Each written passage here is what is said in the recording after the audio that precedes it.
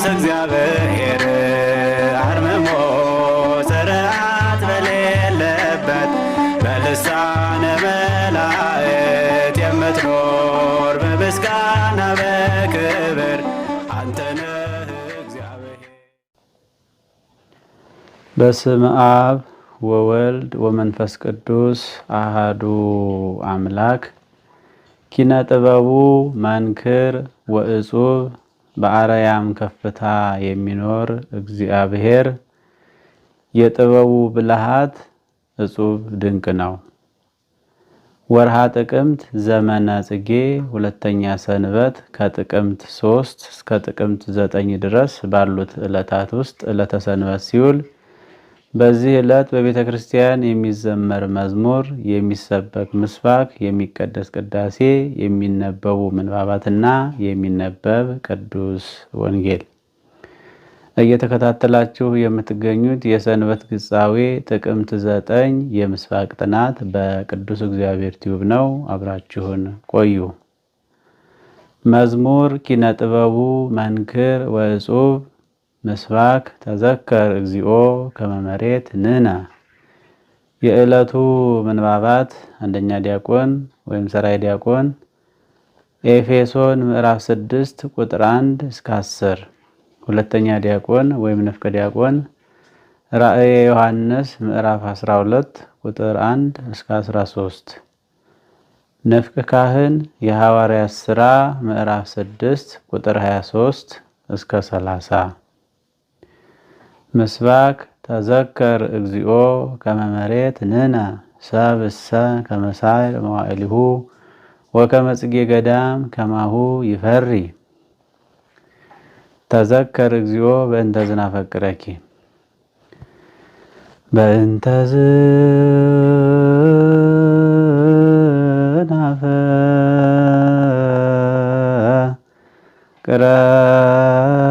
ዝናፈቅረኪ ወነአብየኪ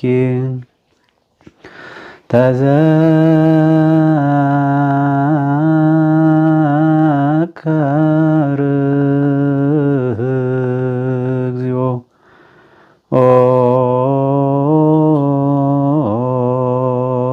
ከመ መሬት ንሕነ። ከመ ሂደት መሬት ሬድፋት ንሕነ አንብር። ሰብእሰ ርክርክ አነኒ አነኒ ሰብእሰ ከመ ሂደት ሳዕር ፈጠረ ከመ ሳዕር መዋዕሊሁ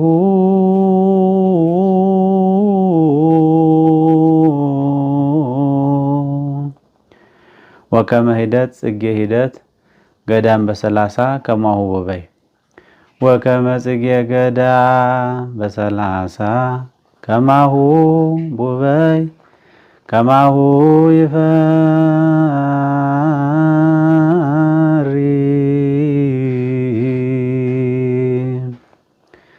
ተዘከር ርክርክ ወሰጠጠ እግዚኦ ወጣዕሙ ወሰጠጠ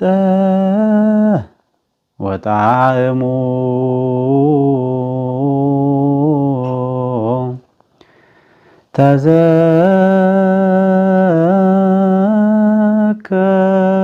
ተዘከር እግዚኦ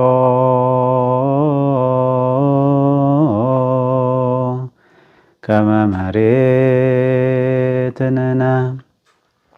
ሰብእሰ አይቴ ሀለፈ ሳዕር ድንግል አይቴ ሀለፈ ሰብእሰ ከመ ሳዕር ድንግል መዋዕሊሁ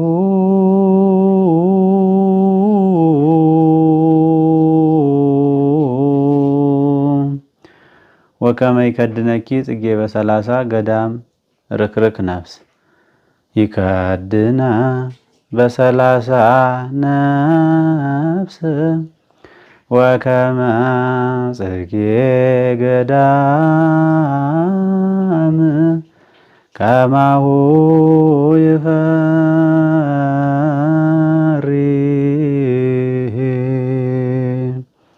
ወከመ ሂደት ጽጌ ሂደት ገዳም ይዘት ጭረት አጥመቀ ወከመ ጽጌ ገዳም ከማሁ ይፈሪ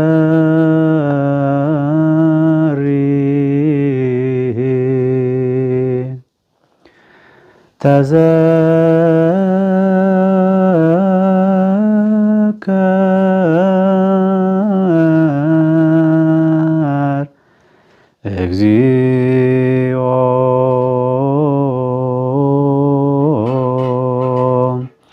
ከመ መሬትንነ ሰብእሰ ከመ ሳዕር መዋዕሊሁ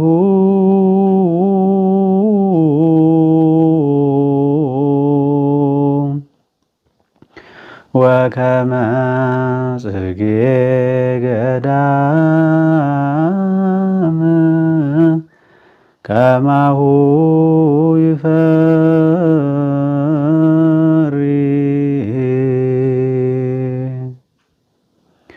በዕለቱ በቅዳሴ መካከል የሚነበብ ቅዱስ ወንጌል የሉቃስ ወንጌል ምዕራፍ 12 ቁጥር 16 እስከ 32። የዕለቱ ቅዳሴ ቅዳሴ ማርያም ወይም የማርያም ቅዳሴ። ቅዳሴ ማርያም በዕዝለ ዜማ ይበል ካህን። ጎሳ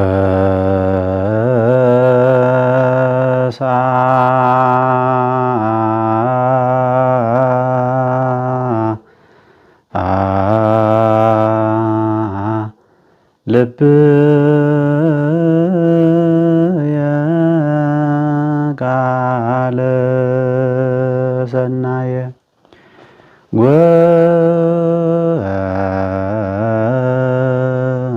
ጎሳ ልብየ ቃለ ሰናየ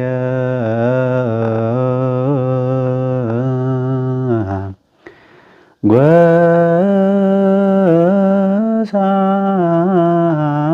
ልብየ ቃለ ሰናየ ወአነ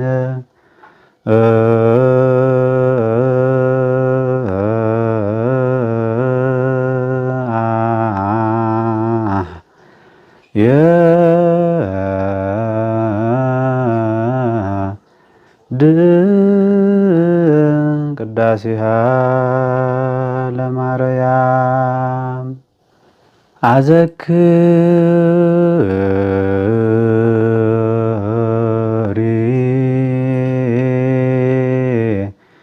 ድንግል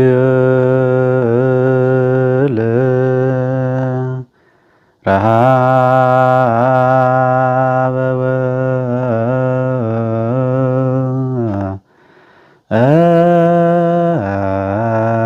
ጽምዓ መንዳቤ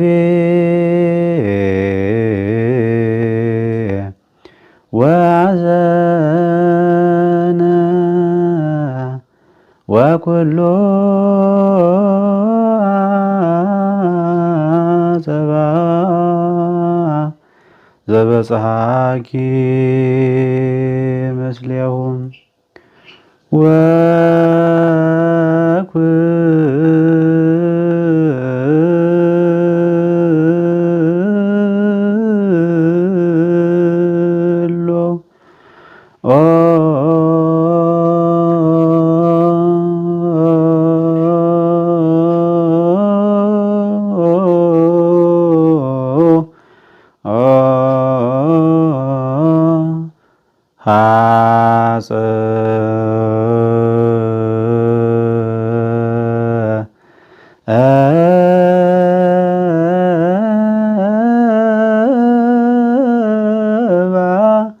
አ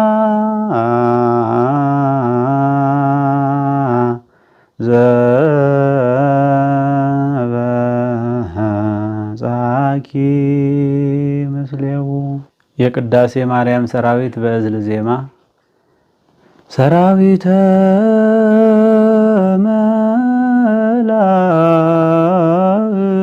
መላእክቲሁ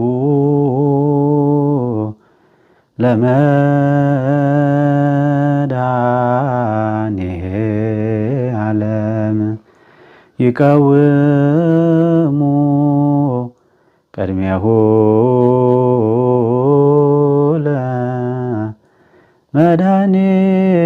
ለመድኃኔዓለም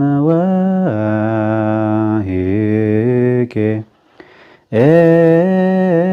ኤልልዎ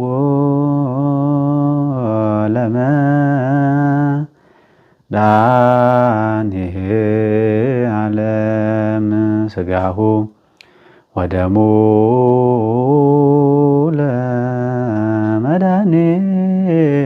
ለመድኃኔዓለም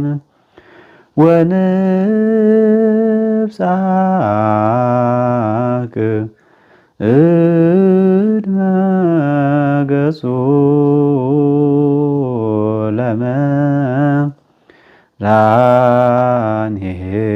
ለመድኃኔዓለም በአሚነ ዚአሃ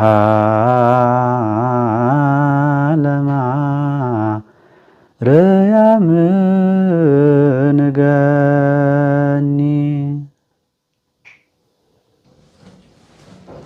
በስመ አብ ወወልድ ወመንፈስ ቅዱስ አሐዱ አምላክ። ሰብእሰ ከመ ሳዕረ መዋዕሊሁ ወከመ ጽጌ ገዳም ከማሁ ይፈሪ። የተወደዳችሁ የቅዱስ እግዚአብሔር ሚዲያ ተከታታዮች፣ በመላዋ ዓለም የምትገኙ የቅድስት ኦርቶዶክሳዊት ተዋሕዶ ቤተክርስቲያን አገልጋዮች፣ መምህራነ ቤተክርስቲያን፣ አበው ካህናት፣ ዲያቆናት እንዲሁም ማህበረ ምእመናት የእግዚአብሔር ሰላም ከሁላችሁ ጋር ይሁን። በያላችሁበት ሰላም እግዚአብሔር ይድረሳችሁ። ዛሬ እንደ እግዚአብሔር አምላካችን መልካም ፈቃድ ሰውስ ዘመኑ እንደ ሳር ነው፣ እንደ ዱር አበባም እንዲሁ ያብባል የሚለውን ኃይለ ቃል መነሻ አድርገን የዕለቱን ትምህርት እንማማራለን። ኃይለ ቃሉን በዚህ በመዝሙረ ዳዊት መዝሙር 102 ቁጥር 14 ላይ ነው የምናገኘው። እንግዲህ እንደ እግዚአብሔር አምላካችን መልካም ፈቃድ ዘመናትን በዘመናት፣ ዓመታትን በዓመታት፣ ወራትን በወራት፣ ዕለታትን በዕለታት፣ ሰዓታትን በሰዓታት፣ ደቂቃዎችን በደቂቃ የሚተካው ልዑል አምላካችን እግዚአብሔር ሰኔ 26 የጀመርነውን ወርሃ ክረምት መስከረም 25 ቀን አስፈጽሞን አሁን እነሆ ዘመነ መጸውን በዘመነ መጸው የምትታሰበውን ወርሃ ጽጌን መስከረም 26 ጀምረን እነሆ ዛሬው ዕለት ላይ ደርሰናል። እንግዲህ በትምህርቶቻችን እንደምናነሳቸው አራቱ ወቅቶች ያው በአራቱ ባህርያተ ሥጋ የተከፈሉ ናቸው።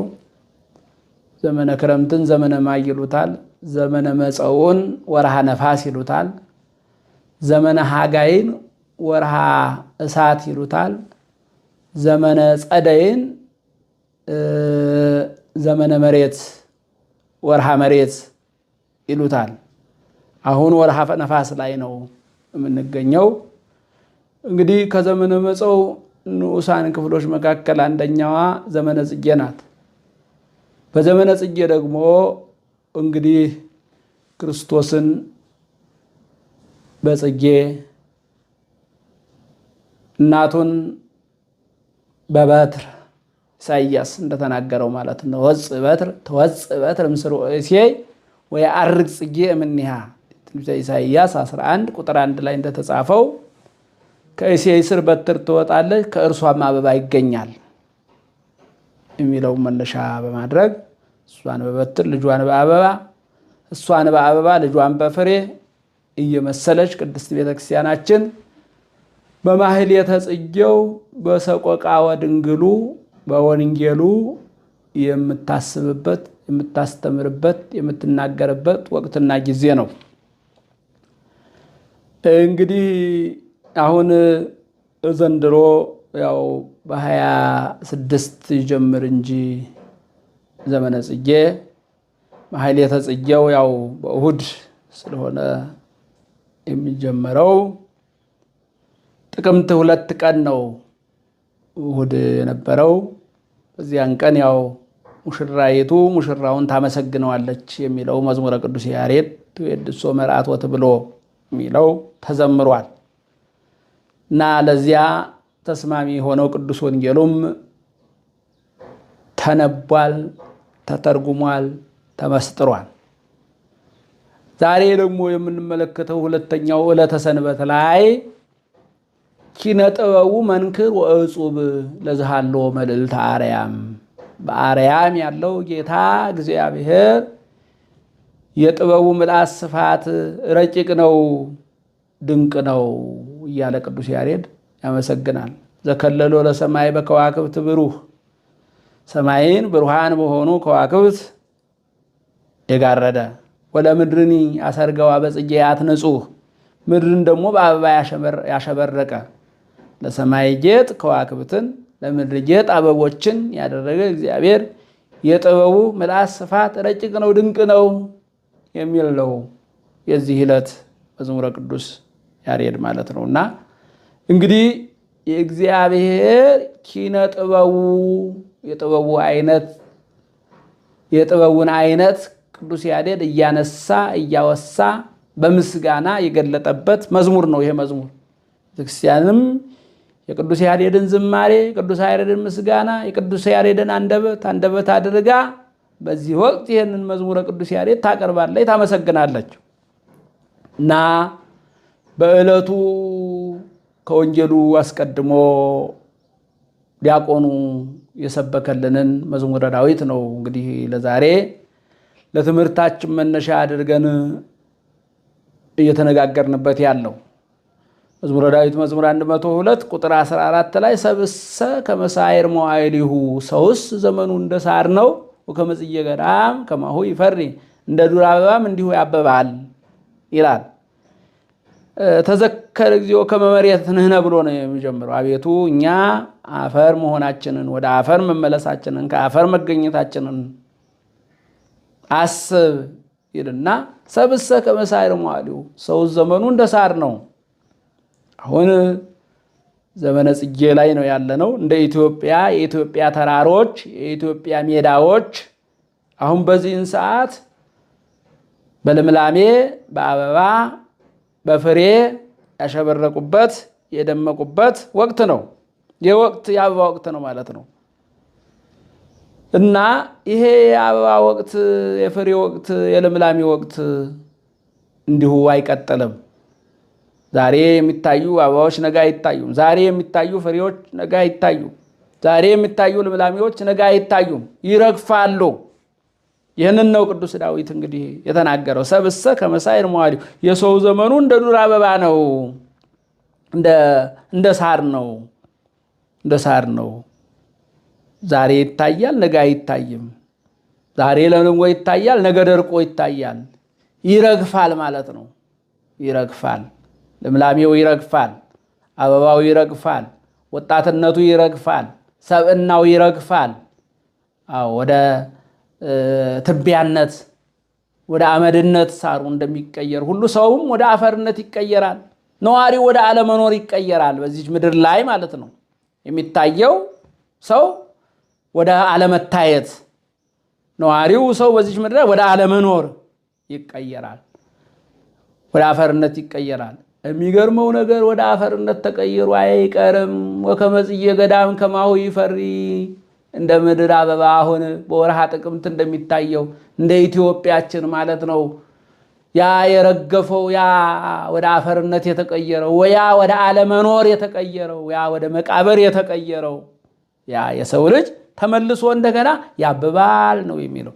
በእንድን ነው የሚያብበው? በትንሣኤ በመነሳት በመነሳት ሕያው በመሆን የመላእክትን ኑሮ በመኖር እንደገና ተመልሶ ያብባል ነው የሚለው። እንግዲህ ሰው ዘመኑ እንደ ሳር ነው። ትልቁ ነገር በዚህ ምድር ላይ የሚኖር የሰው ልጅ ራሱን በምድር ላይ ካሉ አበባዎች፣ ሳሮች ጋር እያነጻጸረ ከመኖር ወደ አለመኖር፣ ወደ አፈርነት፣ ወደ መቃብር፣ ወደ ትቢያ እንደሚቀየር ተቀይሮም እንደማይቀር ተመልሶ እንደሚያብብ አውቆና ተገንዝቦ እግዚአብሔር ቤት አብቦ እንዲቆም አፍርቶ እንዲቆም የመንግሥተ ሰማያት ባለቤት እንዲሆን የክብሩ ወራሽ እንዲሆን የስሙ ቀዳሽ እንዲሆን መስራት ነው ያለበት እንጂ በዚህ ምድር ላይ ሳሩ አብቦ ለምልሞ አፈርቶ ሁልጊዜ እንዳማረበት፣ ሁልጊዜ እንዳበበ፣ ሁልጊዜ እንዳፈራ፣ ሁልጊዜ ልምላሜ እንደሆነ እንደማይቀር ሁሉ የሰውም ልጅ እንደዚሁ በምድር ላይ ሲኖር እንዲሆኑ እንደማይቀር አውቆና ተገንዝቦ በኋላ ሰዓት እንደ ዱር አበባ በሚያበብበት ሰዓት፣ በሚነሳበት ሰዓት ትንሣኤው የሐሳር ትንሣኤ እንዳይሆን መዘጋጀት ነው ያለበት። የዕለቱም ቅዱስ ወንጌል ይህን ነው እንግዲህ ከዚሁ ከመዝሙረ ዳዊት ጋራ የሚገናኝ ነው። ተዘከር እግዚኦ ከመ መሬትንህነ፣ አቤቱ መሬት መሆናችንን፣ አፈር መሆናችንን፣ መመለሳችንን፣ መቅረታችንን፣ ተድላችንን፣ ደስታችንን፣ በዚህ ዓለም ላይ የምንኖረውን ኑሮ ትተን መሄዳችንን አስብ ነው። ዘመናችን እንደ ሳር ረጋፊ ጠፊ መሆኑን አስብ ነው። ረጋፊ ጠፊ ብቻ ሆኖ አይቀርም ደግሞ ከመጽጌ ገዳም ከማሆይ ፈሪ ያለበት ስለሆነ የሰው ልጅ አስቦ መኖር እንደሚገባው ነው የሚያስረዳው። እና በወንጌለ ቅዱስ ሉቃስ የሚነበብልን ወንጌል የሚያስረዳው ይሄንኑ ነው። ቅዱስ ሉቃስ ወንጌል ምዕራፍ 12 ከቁጥር 16 ጀምሮ አምላካችን ክርስቶስ በምሳሌ ያስተማረው ትምህርት ነው። ትምህርቱ በምሳሌ የተሰጠበት ምክንያት ቁጥር 13 መለስ ብለን ወደ ኋላ ስንመለከት አንድ ሰው ነው የሚለው ከወንድሜ ጋር ጸብ አለኝ ፍረድልኝ ብሎ ቀረበ።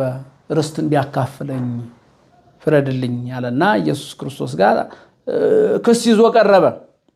ርስት እንዲያካፍለው ሰማያዊ ርስት የሚሰጠውን ጌታ ምድራዊ ርስት እንዲያካፍለው፣ ምድራዊ ሰማያዊውን ርስት የሚያድለውን ጌታ ምድራዊ ርስት እንዲያድለው ዳኝነትን ልይልኝ ብሎ ቀረበ ይላል።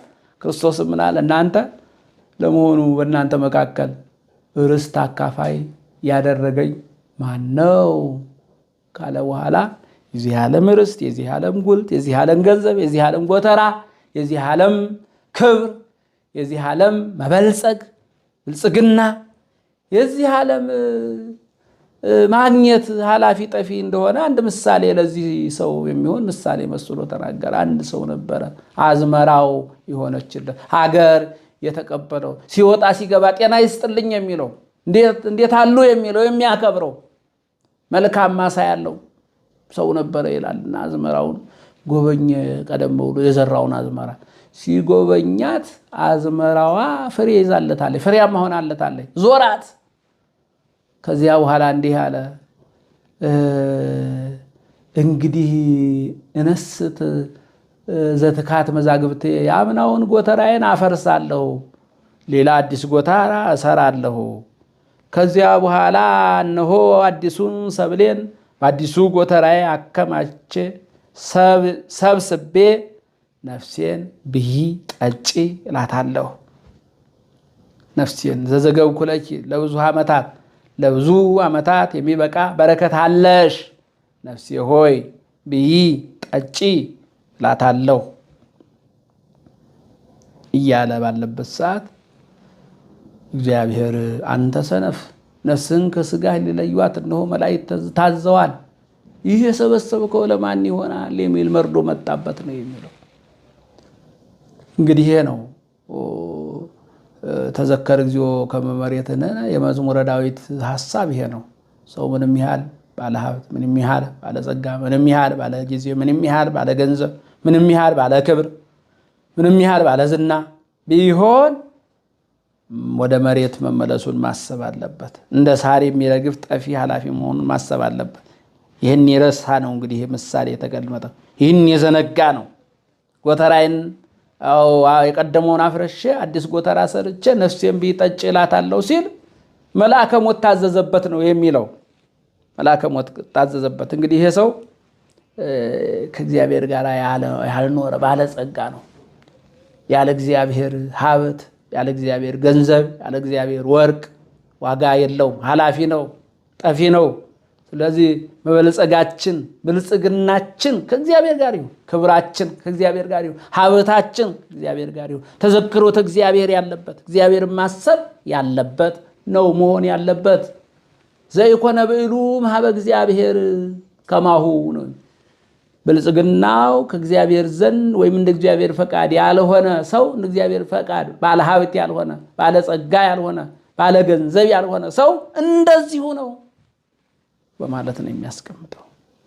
ስለዚህ ሰብእሰ ከመ ሳዕረ መዋዕሊሁ፣ እንደ ሳር እንደ ዱር አበባ ረገፊ ጠፊ መሆናችንን አውቀን ግን እንደ ዱር አበባ እንደ ምድር ሳር ረገፊ ጠፊ ብቻ ሳንሆን ደግሞ እንደ ዱር አበባም የምናብብ መሆናችንን አውቀን በምናብብበት ሰዓት መልካም አበባ፣ መልካም ትንሣኤ፣ መልካም የዘላለም ሕይወት እንዲገኝ እንግዲህ ከምድር ሳርና ከምድር አበባ ወይም ከመሬት እዚህ ላይ ሶስት ነገሮች ተነስቷል። መሬት ተነስቷል፣ ሳር ተነስቷል፣ አበባ ተነስቷል።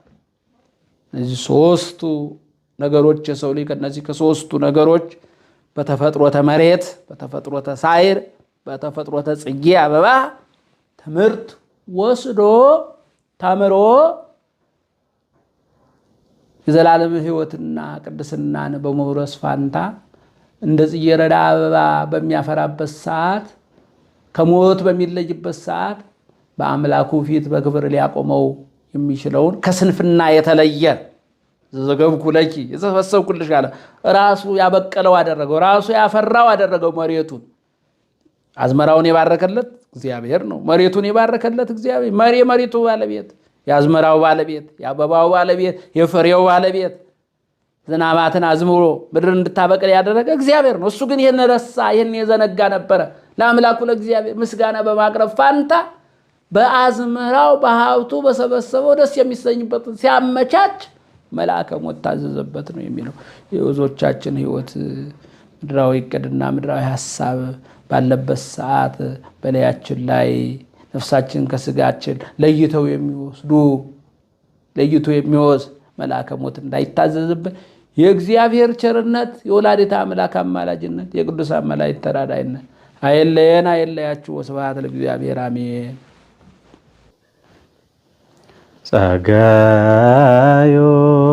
ጸጋዩ ቀህንሞስ ጸጋዩ ቀህንሞስ ጸጋዩ ቀህንሞስ ምስለ ናርዶስ ጸጋዩ ቀህንሞስ ምስለ ናርዶስ ጸጋዩ ቀህንሞስ ምስለ ናርዶስ ጸጋዩ ቀህንሞስ ምስለ ናርዶስ ጸጋዩ ቀህንሞስ ጸጋዩ ቀህንሞስ ጸጋዩ ቀህንሞስ ምስለ ናርዶስ ጸጋዩ ቀህንሞስ ምስለ ናርዶስ ጸጋዩ ቀህንሞስ ምስለ ናርዶስ ጸጋዩ ቀህንሞስ ምስለ ናርዶስ ጸጋዩ ቀህንሞስ ጸጋዩ ቀህንሞስ ጸጋዩ ቀህንሞስ ምስለ ናርዶስ ጸገዩ ቀንሞስ ምስለ ናርዶስ ጸገዩ ቀንሞስ ምስለ ናርዶስ ጸገዩ ቀንሞስ ምስለ ናርዶስ ቅዱስ እግዚአብሔር